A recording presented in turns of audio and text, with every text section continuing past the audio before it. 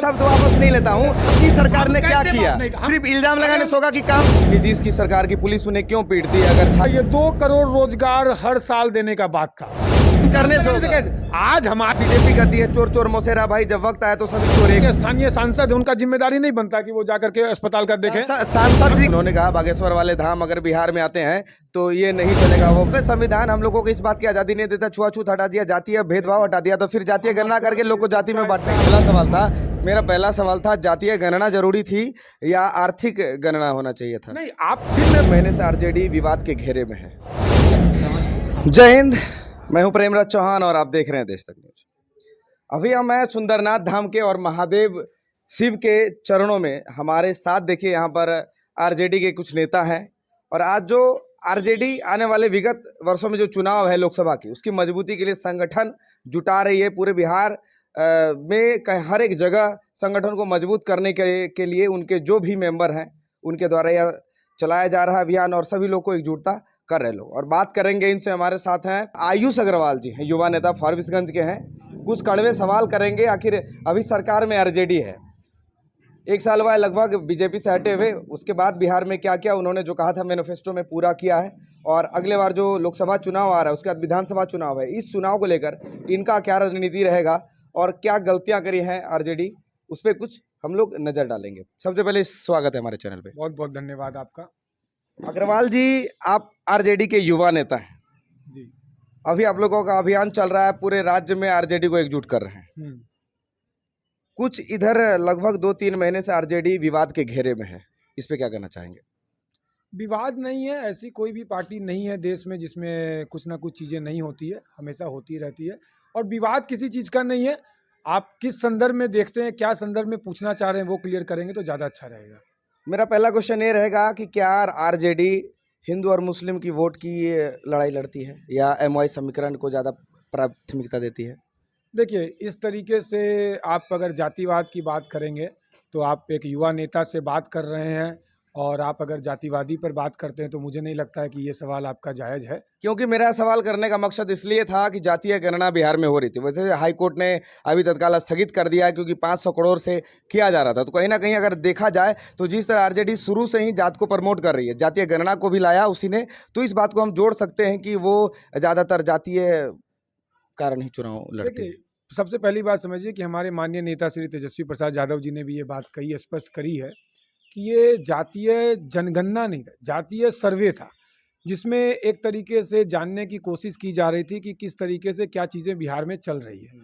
और अगर इसमें विपक्ष में रह करके भारतीय जनता पार्टी अगर ये बात कहती है, आप ऐसे समझिए इन चीज़ों को बहुत स्पष्ट रूप में पब्लिक को समझाइए, हम लोग को समझिए, चीज़ों को समझिए, समझने की ज़्यादा जरूरत है आज के समय में, क्योंकि भारतीय जनता पार्टी अपने आईटी मीडिया में पार्टी की लड़ाई लड़ते हैं कि पब्लिक के लिए लड़ते हैं? नहीं, आप पार्टी के माध्यम से पब्लिक के लिए लड़ाई लड़ते हैं। अच्छा, एक बात बताइए, सर्वे आर्थिक गणना होनी चाहिए थी कि जातीय गणना होनी चाहिए थी, जिससे कि बेरोजगारी पता चले, लोगों के आय का पता चले, कितने पदाधिकारी अफसर लोग जो ब्लैक मनी रखे हुए हैं, इस पे क्या फोकस देना चाहिए कि नहीं? देखिए, फोकस क्या, आप कहिएगा कि एक बार में आप किसी को हवाई जहाज पे चढ़ा, फिर भी आर्थिक गणना या जातीय गणना? नहीं, आर्थिक गणना और ये यस और नो बाइनरी वाला सवाल नहीं है।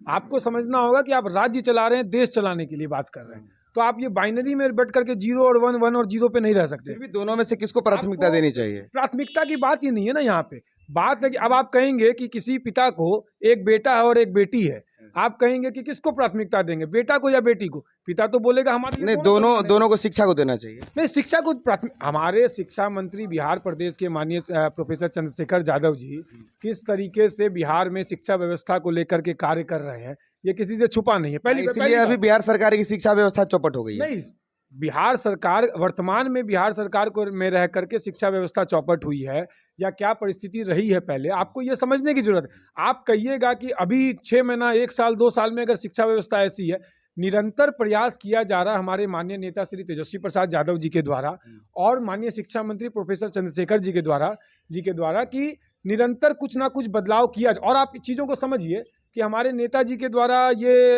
विश्वास दिलाया गया था लोगों को। नहीं, जनता जानना चाहेगी कि सटीक जवाब चाहिए था कि मेरा पहला सवाल था जातीय गणना जरूरी थी या आर्थिक गणना होना चाहिए था? नहीं, आप फिर मैं आपको इसी चीज़ पे कहना चाहता हूँ कि क्या जरूरी था, नहीं था।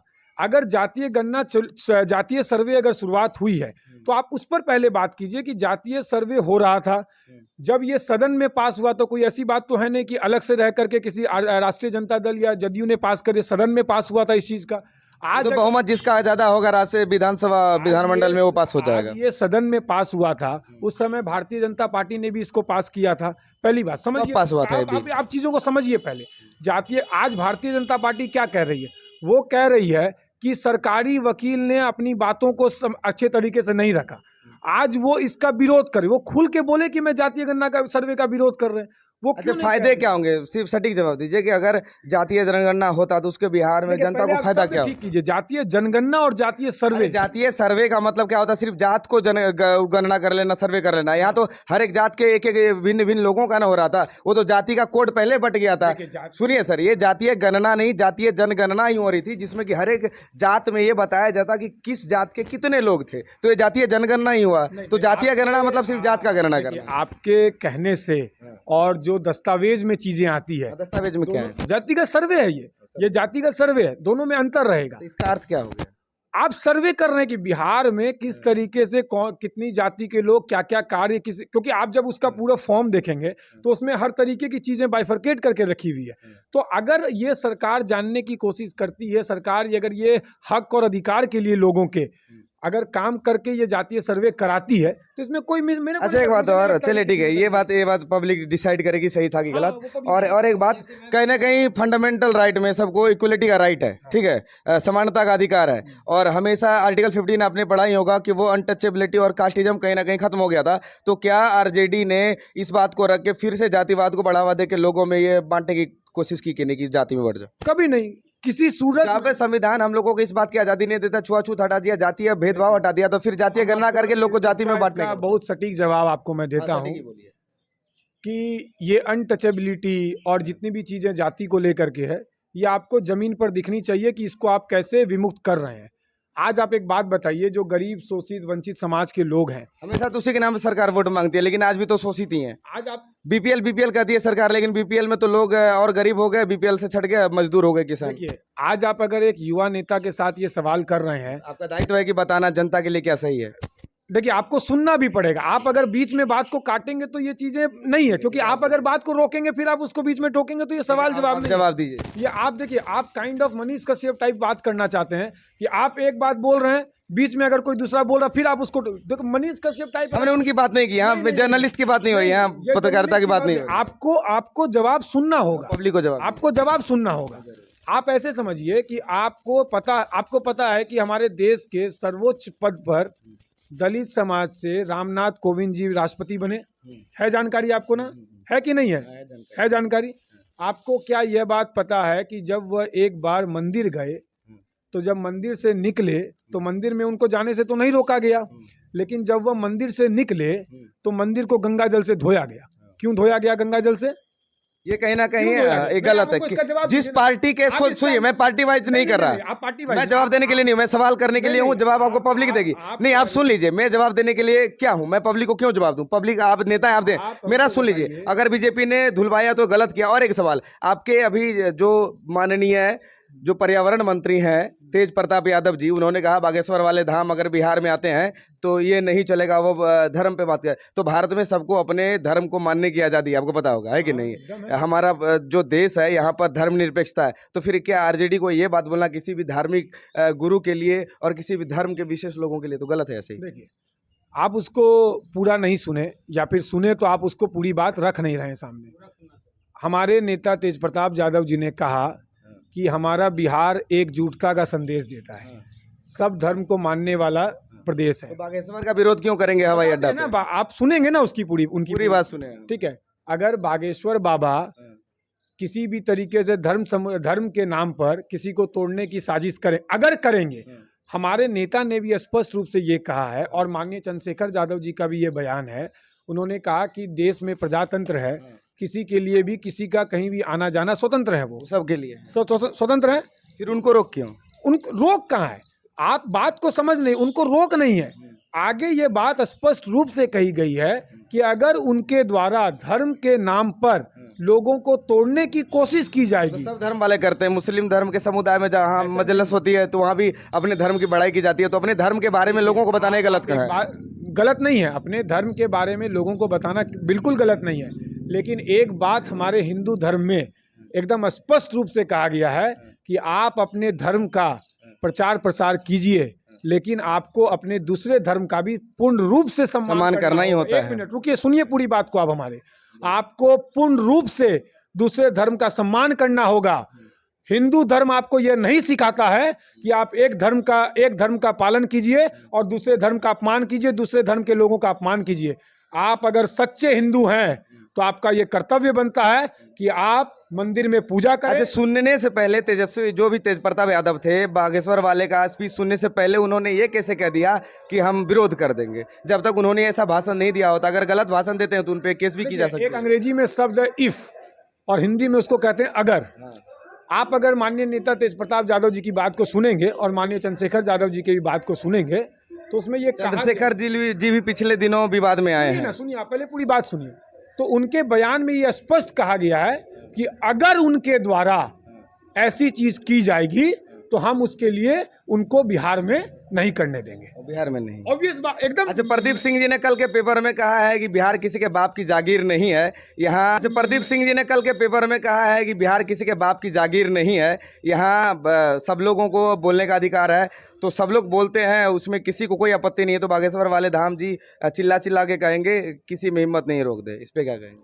देखिए, माननीय नेता प्रदीप कुमार सिंह जी सांसद जी क्या बोले नहीं बोले, ना तो मैं पढ़ा हूँ और पढ़ने का मौका मैंने मिलेगा पढ़ा है। मैं और एक बात, अभी खास करके आरजेडी का शिक्षा और स्वास्थ्य पे क्या ध्यान है, और बिहार के जीडीपी को बढ़ाने के लिए उनका क्या कदम उठ रहा है, जिससे कि आने वाले लोकसभा और राज्यसभा में उनको लोग वोट देंगे? इस 3 सवाल को जवाब देखिए, शिक्षा, पहले मैं आपको माननीय प्रदीप सिंह जी की बात का जवाब देता हूँ। उन्होंने क्या वक्त कहा, कम है और जल्दी एक मिनट मैं जवाब दूंगा ना। आपने अगर नाम ले दिया और किसी ने कह दिया कि बिहार किसी के बाप का जागीर नहीं है तो उसका जवाब तो आपको लेना होगा ना। आप अगर किसी पार्टी की बात कर लिए हैं तो बिहार की बात नहीं, पूरा देश किसी का जागीर नहीं है, ठीक है? पूरा देश में कोई भी कहीं भी आ जा सकता है और लोकतंत्र की मर्यादा में रहते हुए अपनी बात कहने की सबको अधिकार है। लोकतंत्र की मर्यादा को तोड़ करके अगर कोई अपनी बात रखने की कोशिश करेगा तो वह बिहार में और पूरे देश में कहीं भी वह सिर्फ बीजेपी पे लागू होता है या सभी पार्टियों सभी पे? के ऊपर लागू होता है। क्यों सिर्फ बीजेपी के? सभी के ऊपर। हमारे माननीय नेता तेजस्वी प्रसाद यादव जी स्पष्ट कहते हैं कि सबको अपने कहने का अधिकार है। देश में बाबा साहब भीमराव अंबेडकर जी, एक मिनट, बाबा साहब भीमराव अंबेडकर जी के द्वारा जो संविधान निर्माण लिखा गया है वह संविधान ने सबको अधिकार दिया है और हमारी पार्टी के द्वारा बाबा साहब के विचारों को जन जन तक पहुंचाने के लिए अम्बेडकर परिचर्चा की शुरुआत की गई है। अम्बेडकर जी की बात कर रहे हैं तो आपको पता होना चाहिए, अम्बेडकर जी के द्वारा लिखा गया जो मूल संविधान था उसमें कई सौ जो संशोधन किए गए, बाद में लघु संविधान भी कहा गया, जो इंदिरा गांधी ने इमरजेंसी के समय लिखा था। तो फिर आप सिर्फ बाबा जी का संविधान उसे कैसे कह सकते हैं? देखिए, आप एक बात बताइए कि बाबा साहब भीमराव अंबेडकर जी ने अपने समय में किस तरीके की यात्रा, बीएन राव ने भी तो संविधान बनाने समय अपना योगदान दिया था। फिर उन सभी लोगों को क्यों नहीं कहा जाता है? सिर्फ एक दलित के नाम पे क्या संविधान को अंकित करना और उनके ही नाम पे कहीं ना कहीं दलितों का वोट समेटने की राजनीति नहीं करती है जो आरजेडी? क्यों? तो क्या बीजेपी वाले ये कह देंगे, बीएन राव का भी तो नाम लेना चाहिए। बीजेपी वाले ये कह देंगे क्या कि संविधान निर्माता सिर्फ और सिर्फ बाबा साहब भीमराव अम्बेडकर नहीं है? आप आरजेडी का नाम ले रहे हैं, क्या बीजेपी वाले बोल देंगे बाबा साहब भीमराव अम्बेडकर ने संविधान नहीं लिखा है? नहीं, अगर ऐसी बात है तो कहलवाइए कि क्या किसी बीजेपी वाले से कहलवाइए कि बाबा साहब भीमराव अम्बेडकर। आप अच्छा, बिहार के शिक्षा पे बात करते हैं। आप लोग राजनीति के और एक धर्म को और एक जाति के चश्मे से क्यों देखते हैं? हम अगर कहना चाह रहे हैं कि बाबा साहब भीमराव अम्बेडकर जी ने संविधान का निर्माण किया, संविधान लिखा, उन्होंने सबको अपना हक अधिकार देने की बात कही और उस चीजों, आप एक बात समझिए कि जितनी चिंता बाबा साहब भीमराव अम्बेडकर जी को देश में आज़ादी मिलने की थी, उससे ज़्यादा चिंता इस बात की थी कि जब देश को आज़ादी मिल जाएगी तो उसके बाद देश की स्थिति क्या होगी।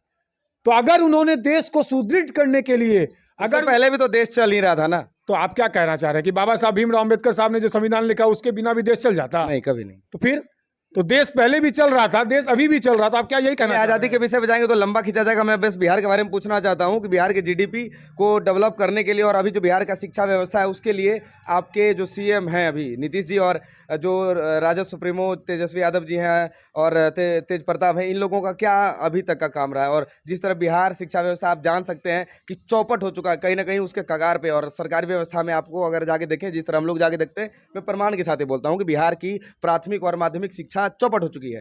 तो अभी तक शिक्षा पे क्यों नहीं फोकस किया जा रहा है? अगर कोई कहता है कि शिक्षा पर फोकस नहीं किया जा रहा तो एक लाइन से आपको मैं बताता हूँ। नहीं, आप कंटेंट पे बात कीजिए, नेतागिरी वाला सुनिए लाइन। सुनिए सुनिए सुनिए, आप अगर कहे हैं तो अब आप उसका जवाब लीजिए। हाँ, उम्र भर गालिब यही भूल करता रहा, धूल चेहरे पर थी और आईना साफ करता रहा। ये राजनीतिक और राज्य शायरी और कथावाचक पे नहीं चलती है, ये कहीं ना कहीं तथ्य पे चलती है और लोगों के विकास पर चलती है। तथ्य पे ही चलेगी। और हमारे बिहार प्रदेश में पहली बार ऐसा हुआ है कि हमारे माननीय नेता तेजस्वी प्रसाद यादव जी रात में 12 बजे भी उठ करके किसी सरकारी अस्पताल का निरीक्षण करने रात में वो एपीसीएच जाते हैं, वो सिर्फ एनएमसीएच जाते हैं। बिहार के किसी एपीएचसी क्यों नहीं गए? आपको अभी समस्तीपुर में नहीं दिखा रात में 12 बजे वो निरीक्षण? आप जाइए यहाँ के कुर्सागढ़ के पीएचसी, वहाँ का हाल एक बार देख लीजिए। आप क्या चाहते हैं? आप क्या चाहते हैं? एक ही बार में पूरा पटना से निकल करके वो फारिजगंज पहुंच जाए? नहीं, उनके प्रशासनिक जो अधिकारी हैं उनका तो, जो यहाँ के स्थानीय सांसद है उनका जिम्मेदारी नहीं बनता कि वो जाकर के अस्पताल का देखें?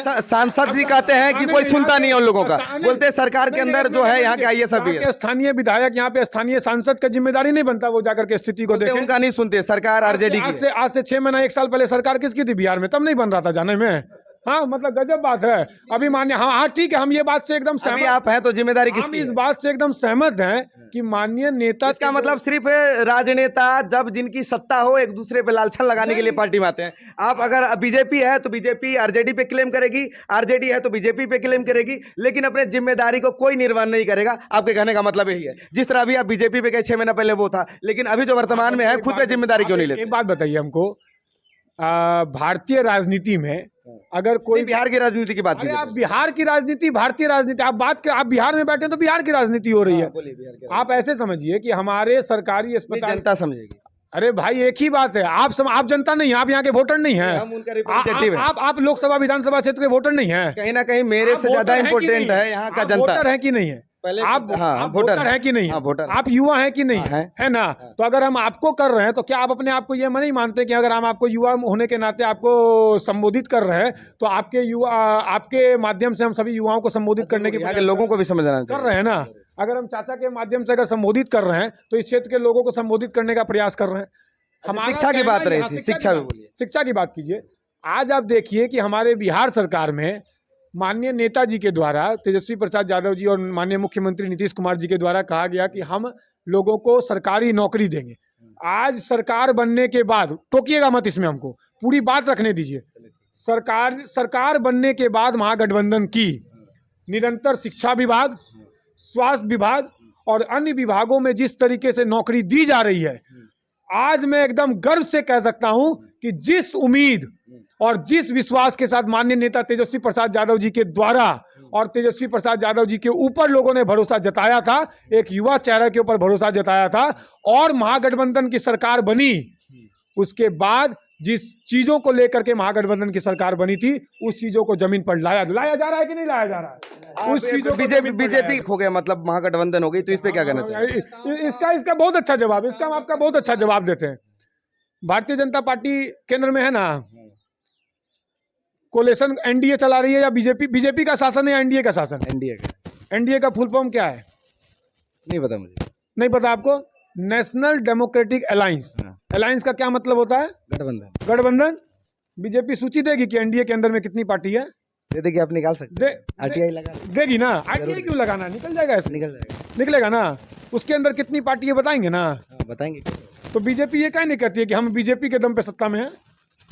तो एनडीए गठबंधन, एनडीए। तो मैं ये सवाल कर रहा हूँ कि उनका कहना है चोर चोर मौसेरा भाई, इस पे आपका क्या जवाब? हम वही कहना चाह रहे हैं।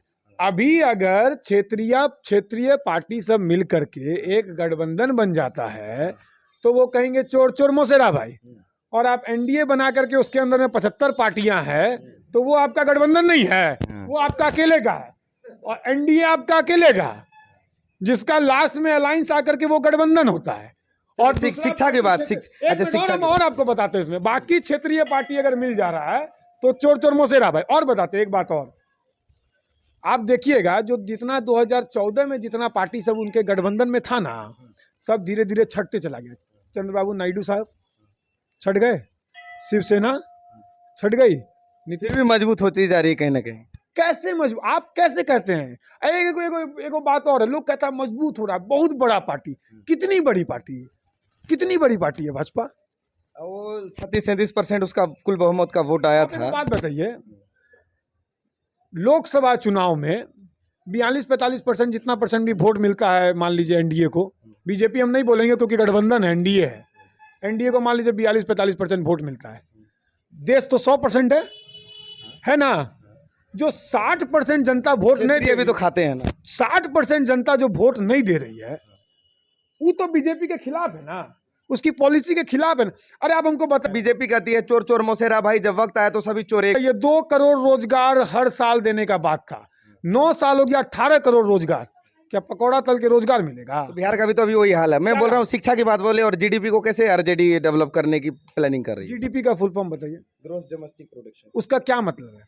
मतलब ये होता है कि किसी भी राज्य का या किसी भी देश का एक साल का जो वित्तीय वर्ष होता है उसमें कितना उत्पाद हुआ।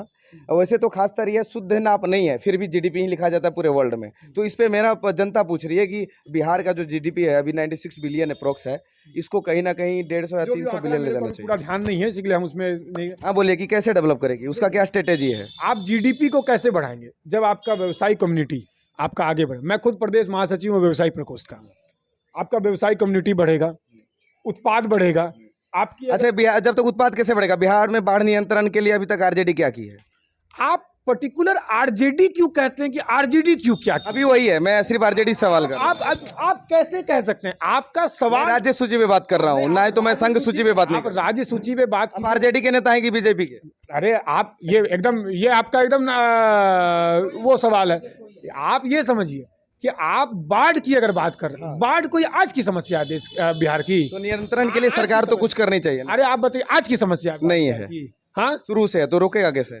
नीतीश कुमार लगातार प्रयास कर रहे हैं नेताजी, लगातार क्या प्रयास नहीं हो रहा बाढ़ को रोकने के लिए? आज आप एक बात बताइए, आपदा प्रबंधन मंत्री अररिया जिला से मोहम्मद शहनवाज आलम जी, आज आप देख लीजिए, मैं आपको एकदम पुख्ता बता रहा हूँ, 1 मिनट सुन लीजिए, आपको ये एकदम गर्व के साथ कह रहा हूँ और एकदम सीना ठोक के कह रहा हूं। सरकार ने क्या कहा ये बताइए। आपदा प्रबंधन मंत्री सरकार के नहीं है क्या? नहीं, उनका क्या स्टेटमेंट है, कार्य रहा? आपदा प्रबंधन मंत्री अगर जा करके काम कर रहे हैं फील्ड पे, अगर वो निरंतर बैठक कर करके सरकार की योजनाओं को जमीन पर ला रहे हैं, तो क्या वो सरकार काम? मतलब आपका ये कहना है कि माननीय नेता तेजस्वी प्रसाद यादव जी और माननीय नीतीश कुमार जी ही जमीन पे उतर के आएंगे अगर फारबिसगंज में, तभी आपको काम दिखेगा? अरे उनके अच्छा अभी तक तो कहीं ना अगर हम यहाँ पर आए हैं राष्ट्रीय जनता दल के संगठन के लिए, अरे क्या किया सरकार ने? अभी तो आरजेडी का कोई कदम उठा इस पे यार, कोई स्टेटमेंट निकला? फिर हम आपको यही बात कहना सिर्फ एक लाइन में बताइए। हम आपको यही बात, आप एक लाइन चाहिए, फिर आप बाइनरी चाहिएगा तो बाइनरी सवाल नहीं होता, बाइनरी जवाब नहीं होगा। अभी सरकार उतने दिन से परेशान है बाहर से बिहार और सीमांचल क्षेत्र कहीं ज्यादा। एक ऐसा समस्या नहीं है कि आप बोले 0 तो समाधान, 1 तो समाधान नहीं। उसी परियोजना पे उनका क्या पहल रहा है? देखिए अभी हम आपको पूरी बात इन चीजों पे विशेष रूप से नहीं बता सकते क्योंकि हमको और भी देखना पड़ेगा। हम आपको ये कह सकते हैं कि सरकार बनी है महागठबंधन की, निरंतर रोजगार की दृष्टि में लोगों को आगे बढ़ाया जा रहा है, निरंतर युवाओं के आप ऐसे समझिए कि हमारा बिहार युवाओं से भरा हुआ है। तो फिर पटना में छात्र आंदोलन क्यों करते हैं और नीतीश की सरकार की पुलिस उन्हें क्यों पीटती है, अगर छात्र के लिए अगर नीतीश सरकार कहीं ना कहीं कुछ अच्छे की काम कर रही है? देखिए आप एक बात बताइए, आंदोलन कब होता है? आंदोलन क्यों होता है? आप ना जनता को बताइएगा ना, हमको मत बताइए। आंदोलन क्यों होता है? आंदोलन ये होता है तब होता है, डिफिनेशन मत दीजिए। फिर अगर सरकार कह रही फिर पीट क्यों रही? अरे गजब बेरोजगारी है तो आपकी सरकार है, उनके भलाई के लिए भी काम कर रही है, उनको पीट भी रही है, तो कहीं ना कहीं इसे देखने को लग रहा है कि आरजेडी सरकार है। मैं बीजेपी की भी बड़ाई नहीं करूंगा क्योंकि केंद्र में बीजेपी है और राज्य में आरजेडी है, और ये हर एक पार्टियां का एक ही मसला होता है, आपस में जनता को लड़ाना, डिवाइड करना। अगर बात आपका गलत है, ये सभी पार्टियां एक होती हैं। आप ये स्टेटमेंट दीजिएगा कि जनता को लड़ाना, तो हमारा राष्ट्रीय जनता दल कभी भी ये काम नहीं किया है। जनता को लड़ाने का काम कभी नहीं, एकजुट होकर के माननीय नेता राजद सुप्रीमो लालू प्रसाद यादव जी हमेशा। अच्छा बिहारी, एक लास्ट क्वेश्चन है, ज्यादा कुछ नहीं। मैं बोलूंगा बिहारी लेबर के माइग्रेशन पे बिहार गवर्नमेंट का क्या स्टेटमेंट है अच्छा, एक बात, ये बिहार माइग्रेंट लेबर का आप बात कर दी है। उसी पे, क्योंकि सारा माजरा वहीं से शुरुआत हुआ था और बिहार में सभी लोगों का और यूथ का ये कहना भी था कि कहीं ना कहीं बिहारी लेबर के माइग्रेट पे जो भी बाहर जाते हैं लगभग 20 से 30 लाख लेबर प्रत्येक वर्ष, उनके यहाँ रोजगार के लिए बिहार में कोई सुविधा नहीं है। और जब वो किसान जाग रही थी तो कहीं ना कहीं बिहार में सरकार ने पत्रकार की आवाज़ को दबाने के लिए भी काफ़ी कड़ी कदम उठाई थी, जिसके बाद अभी तक वो मामला शांत है। इसीलिए अभी बिहार में, मैं पत्रकार पे बात नहीं करूंगा, बस लास्ट सवाल बोलूंगा कि बिहार लेबर माइग्रेशन में नहीं, बिहार माइग्रेशन लेबर पे आपकी स्टेट गवर्नमेंट क्या कदम उठाई है कि बिहार के लेबर को बाहर नहीं जाना पड़े? इसका लास्ट जवाब देंगे। उससे पहले आप एक बात और सुनिए। जब कोविड आया था तो आप लोगों ने एक तस्वीर देखी थी क्या? दिल्ली से मजदूर पैदल चल गया था, देखी थी तस्वीर? हाँ देखी थी, वीडियो देखी थी? हाँ देखी थी, मुझे पता भी था, मैं दिल्ली में था। और एक फोटो देखे थे जिसमें एक मजदूर अपना बेटा तो नहीं, मैंने ये भी देखा है कि टेम्पू रिक्शा साइकिल चला के लोग आए हैं। मैंने फोटो की बात नहीं करता टेम्पो हूँ, रिक्शा साइकिल छोड़िए, एक मजदूर अपनी बेटी को कंधा पे लेके आया था। कंधा पे ले, हमारे पास आज भी फोटो है, दिखाएंगे, और झोला उठा के चल रहा था। बिहार सरकार को उससे भी समझ नहीं आया, बिहार में कोई भी सरकार हो, बीजेपी हो या आरजेडी हो, उससे भी सीख नहीं लिया।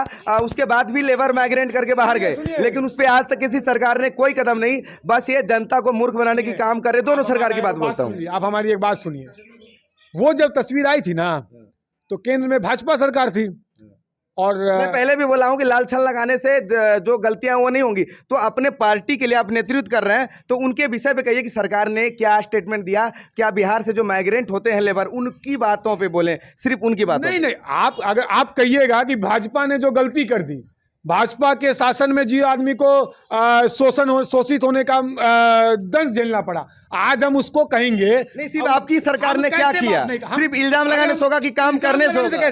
आज हमारी सरकार है, वो निरंतर लोग आज प्रयास करने से होगा कि डिसीजन लेने से होगा? आप गजब बात कर रहे हैं। अगर हमारी जनता जानना चाहती, मैं कुछ नहीं बोल। आप गजब बात कर रहे हैं। अगर हमारी सरकार नियुक्तियां दे रही है, हर विभाग में नियुक्तियां दे रही है, अब क्या करें हम क्या करें? आप खुद बता दीजिए। चीनी मिल कट गया, दोबारा लगाने का कोई नहीं। आप एक बात बताइए, आज का इंडस्ट्रीज नहीं है तो सरकार को उस पर कुछ फोकस होना चाहिए। अच्छा, अभी आरजेडी की सरकार बात पता है कि माननीय उद्योग मंत्री समीर महासेठ जी कितना काम कर रहे हैं? आपको पता कितने अच्छा काम कर रहे हैं? तो महासेठ जी ने अब तक बिहार में कितने इंडस्ट्रीज के लिए अप्रूवल दे दिया? आप सुनिए, पहले आप हमको एक बात बताइए। मैं नहीं बताऊंगा, पब्लिक बताइए। आप फिर ये बात कैसे बोल दी कि उद्योग नहीं है बिहार में? पब्लिक पूछ रही है, नहीं है। कैसे? कितना उद्योग बताए? आप एक पत्रकार हैं, तो आपको ये स्टेटमेंट देने से पहले आपको मुझसे पूछना चाहिए कि वही पूछ रहा हूँ, कितने अभी तक इंडस्ट्रीज के लिए अप्रूवल दिया? आपने पहले स्टेटमेंट दे दिया कि बिहार में उद्योग नहीं है। आपने उद्योग यहाँ बताएं। आप ये कहिए कि माननीय उद्योग मंत्री के द्वारा बिहार में क्या प्रयास किया जा रहा है। अब हम आपको बताते हैं, बता दीजिए। तो आप अपना शब्द वापस लीजिए। पहले मैं शब्द वापस नहीं लेता हूँ, क्योंकि ये दिखता है बिहार में 51% से ज्यादा अनएम्प्लॉयबिलिटी हो चुकी है और बिहार का जीडीपी इतना डाउन है। देश में कितना है? मैं बिहार में हूँ, पहले अभी बिहार की बात। आप देश में आप बीजेपी सपोर्टर हैं, इसका मतलब देश में कितना है? आप बीजेपी सपोर्टर। गुजरात में कितना है? आप गुजरात में कितना है? गुजरात की जीडीपी 350 बिलियन से ज्यादा है, यूपी के 300 बिलियन से ज्यादा है। अब बिहार की 96 बिलियन क्यों है? इस पे बात कीजिए आप। क्या चीज जीडीपी हमारा। नहीं, आप हमको एक बात बताइए, आप बिहार में है कि गुजरात में? गुजरात पे क्यों जाए? नहीं, आप बिहार पे जाइए ना। हम केंद्र की बात नहीं करेंगे। आपको लड़ाई बिहार के पब्लिक से वोट लेना है। 2 करोड़ रोजगार सालाना देने की जिम्मेदारी केंद्र सरकार। लालछने लगाने से होगा कि अपना भी काम करना? कैसे लगा रहे? ये तो उस पे पब्लिक पूछ रही है तो आप जवाब दीजिए। सच्चाई बता रहे हैं। अब तो लालछनी लगा रहे हैं, ये सच्चाई नहीं है। वो बीजेपी आप पे लगाती है, आप उस पे लगाते हैं। मतलब जनता बीच में मरे। हमको मोदी जी से मतलब नहीं है। अभी आपसे मतलब आप बैठे, आपकी सरकार जिम्मेदार है। एक बात आप फिर तो ये बात कहना चाह रहे हैं। जब किसी बीजेपी के नेता अगर यहाँ बैठे होंगे तो हम इनसे भी कड़वा सवाल उनसे पूछेंगे, लेकिन अगर अभी कोई सत्ता में है, वो जिम्मेदार है, वो बताए कि बिहार में राज्य के तरफ से है ना, जो राज्य सूची है उसमें बिहार की सरकार का क्या क्या काम हुआ है, जो अपने तरफ से बिहार की सरकार। एक बात बताइए। मैं नहीं बताऊंगा, पब्लिक से पूछिए। केंद्र सरकार में बैठी भाजपा सरकार, पहली बात तो है कि अब 2 आदमी की सरकार। मैं भाजपा, देखिए यही बात है कि हमेशा कहीं ना कहीं नेताओं द्वारा पब्लिक बीच में रह जाती है। नहीं होना चाहिए, पब्लिक समझना चाहती है। नेता युवा नेता है, आपका जिम्मेदारी बताइए। आप सुनने के लिए तैयार नहीं है। देखिए, आप अगर ये चाहते हैं कि आपको टीआरपी के लिए बस एक वीडियो वायरल हो जाए, तो हमको इन सब चीजों में बात करने की कोई आवश्यकता नहीं है। हम बकायदा लोगों के बीच जाते हैं, पंचायत जाते हैं, वहां पे जाकर के 10-10, 20-20 आदमी की सभाएं करते हैं। हमको वो 100, 200, 1000, 10,000 आदमी की जरूरत नहीं है। हम तो आज भी यहाँ के कार्यक्रम में सारे 11 बजे का समय दिए थे, तो हम यहाँ पे सेवक होने के नाते 10-40 में इस बाबा भोलेनाथ के दरबार में मौजूद थे कि नहीं थे? थे कि नहीं थे यहाँ पे मौजूद? तो हम ऐसा नेता हैं, ऐसा सेवक हैं कि हम जो समय देंगे उस समय पे भी आएंगे। हम ऐसा नहीं है कि 11 बजे का समय दे दिए 2 बजे आएंगे कि कम से कम भीड़ हो जाएगा तो उसके बाद थोड़ा माहौल तो बनेगा। वो ऐसा आदमी नहीं है। तो जमीन पे काम करना है, पंचायत जाना है। माननीय नेता तेजस्वी प्रसाद यादव जी के द्वारा जो कार्य किया जा रहा है और युवाओं के भविष्य के लिए जो काम किया जा रहा है और वैश्य समाज अन्य समाज के लिए जो काम किया जा रहा है उसको कैसे जमीन पर उतार कर मजबूत करेंगे। सुनिए पहले पूरी बात, मजबूत करेंगे। और जो बात देखिए, अभी पटना में गए थे, भामाशाह जी की जयंती मनी थी। मैं भी यही जानना चाह रहा था कि आपसे पंचायत और ग्रामीण लोगों के लिए बात कर रहा था, आप गुजरात जा रहे थे। मैं बिहार का हूँ, बिहार के भी स्थिति और हालात और शिक्षा और स्वास्थ्य के विषय पे बात कर रहा था। इसीलिए मैं बोलता हूँ क्योंकि बिहार की जनता भी परेशान है। बहुत वक्त हो चुका है, ज़्यादा सवाल नहीं करेंगे। और हमारे साथ युवा नेता थे आरजेडी के, इनका बहुत बहुत धन्यवाद कि इन्होंने हमारे बहुत सारे कड़वे सवाल का इतने अच्छे से जवाब दिया। बहुत बढ़िया से देंगे। आपको सुनना होगा और आपको अपने और फिर मिलेंगे हम आपसे और पब्लिक आपसे खुल के बात करेगी। लाइव सेशन में आना होगा आपको, लाइव में घंटों बातें होंगी, तत्काल इनका इंतजार रहेगा। आप अपने अंदर से एक व्यथा निकाल दीजिए जो आपके अंदर बैठ चुका है। नहीं, हमारे अंदर कोई व्यथा नहीं, पब्लिक के मन में जो होता है हम वो पूछते हैं। आप अंदर से एक व्यथा, हमारे अंदर कोई व्यथा नहीं, पत्रकार के अंदर कोई व्यथा नहीं होता है। पब्लिक के मन के सवाल को हम लोग रखते हैं। इस वीडियो को देखने के लिए आप लोगों का बहुत बहुत धन्यवाद। जय हिंद।